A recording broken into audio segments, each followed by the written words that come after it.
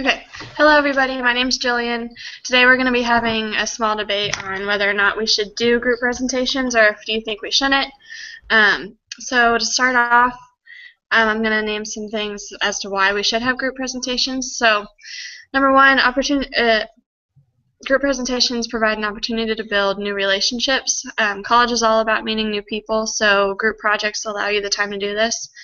Meeting new people and building these relationships are going to do nothing but help you throughout your college career, and then they'll help you as soon as you get into the actual workforce.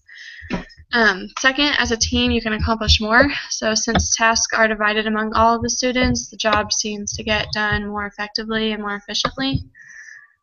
Third, you can learn how to manage different people.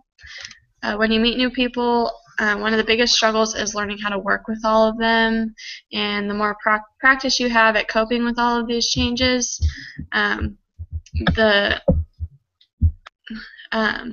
the better you'll be at it. And like I said, it'll help you throughout your college career and your work career. Fourth, you can pull on one another's strengths. So everyone has certain things that they're good at. So with all these combined skills, you can tend to work out, for your advantage in these group projects. And fifth, you can learn responsibility and communication skills. Of course, these are skills that you will gain as you participate in any group project, and these are simple skills that you will use in all aspects of your life, like I've already said, in both your personal life, your school, and work. Thank you.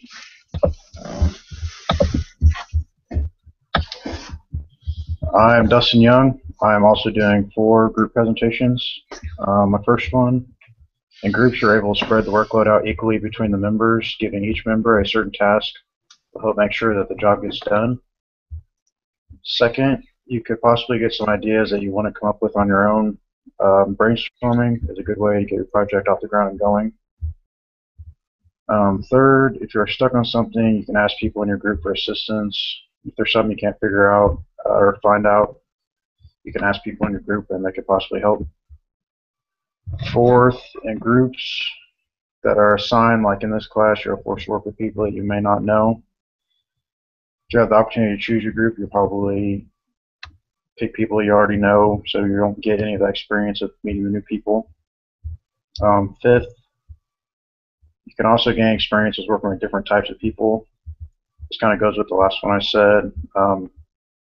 It's important to be able to work with different types of people.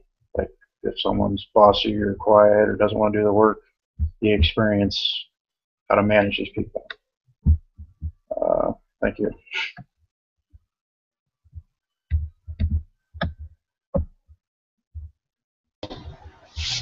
All right, and my name is Gerald Brown, and I'll be arguing why I disagree and do not like group projects. First of all, making the group is extremely hard. Reason being is that most of the time the professor already has appointed your group, and with that, sometimes you don't even know who the person is, so it's like always awkward, and then that leads to procrastination because you don't really know who they are. Then after that, you have the group projects. And there's probably nothing more pointless than creating a group project, no matter what. No matter what meetings you plan and agreements you make about splitting the work fairly, nothing works out how you planned it. Contracts remains crushed at the bottom of your bag until summer or until it's due. Then you always have the know-it-all who thinks that they know everything about everything, and they just want to be the president of the group when they know nothing about nothing. And then there's the one who does no work, who just wants to put their name on the paper or whatever the case may be and get credit for it or whatever. And then you have the one who never turns up, the one who is certain time they're friends with the person that does no work. And that is the reason why I disagree with group projects. Hello, my name is Ryan. I'm also arguing against group projects. A lot of my points do reiterate what Gerald was saying. My biggest con for group projects is definitely some team members tend to slack off and let other team members do most of the work for them. Another reason is because of athletics, work, family life. A lot of people have different schedules, which makes it very hard for people to get in groups, even if it is something like this where you're online and you can do it from home. Sometimes your time just isn't there to give. Groups, also another thing with having groups, if it is a lot of friends getting put in the same groups, it could be turn into like a socializing thing and not really get done. Usually if you're by yourself, there's not much to do. If, like, say if you're better and you're just bored, you might get your work done instead of hanging out with your friends. The different mix of people can always cause problems if you don't like them, if you can't understand them, if you don't work well with them. And my final reason is if you are doing all the work, sometimes that doesn't come up on your grade. You can get the same grade as everybody else in your group when maybe you deserve a higher grade, and sometimes that doesn't really become fair when you're being graded on a group project. And those are my arguments for against group projects. Okay, so now we're all just going to kind of discuss like a little bit on, elaborate more on like the points that we made, and we'll come up with a final decision on how we really feel about group projects at the end of this. So one thing that like none of us actually said was another thing too is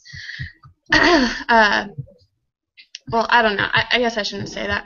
I agree with the whole, it's hard to come up with time for all of us to meet, and that's probably the biggest struggle, especially me, because I work a full-time job, and I do full school time, and I dance, and I know that a lot of us are involved in possible sometimes. Yeah, I don't know. I'll probably end up changing my opinion.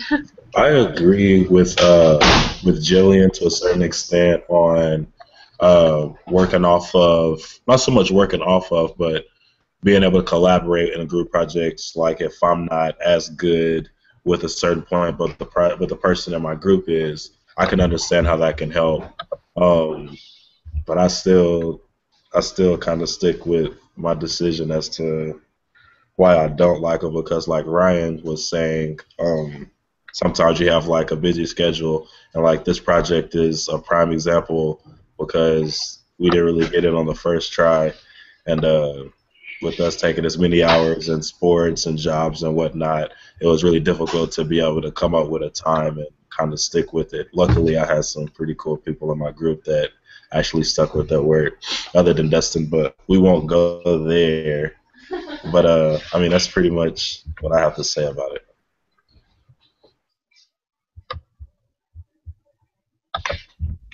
I too am sticking with my decision to go against group projects. I do like the fact that you get to meet other people, but truly when you're doing a project, there shouldn't be too much like socializing and stuff going on anyways. Most of the time you're too worried about getting the project done that you never really get to know them.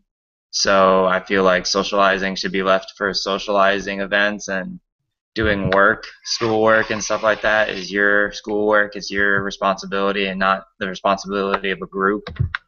I understand when you go into the workplace that you're going to have to work well with people, but working well with people and actually socializing well with people is, I feel like, two very different things. Two people can, you find out in college a lot, two people can roommate together really well but not be friends, and sometimes the best of friends can come to be the worst roommates. So like you kind of, it shows two different kind of thing. Work and responsibility doesn't always correlate with friendship and socializing. And the biggest concern still will always be the time. Just, we messed up a few times and we couldn't figure out this thing, so we kept having to find like 1 hour slots to where we can actually hang out and like actually figure something to do. Right now we're running over into somebody else's class time in a class because we all have sports today and work, so we have to just use this single hour that we had to figure out our project. So just a perfect example of how technology, even with the help of technology, time can be a great issue when it comes to group projects. Dustin, what do you think? I think there's good aspects of group projects and they're bad. I think in school, group projects are kind of a waste of time because, like you said, like everyone said, that schedules never work out no matter who's in your group. But like in a workplace, when you're all working on the same thing, you guys are work from the same time to the same time. So I feel like at work that'd be a little more make a little bit more sense. But in school, I think they're kind of a waste of time because you're gonna get everything done on your own schedule. So you should just be able to do it when you have time and not have to worry about when everyone else is getting their stuff done or being able to meet. So I am changing mine to against group projects.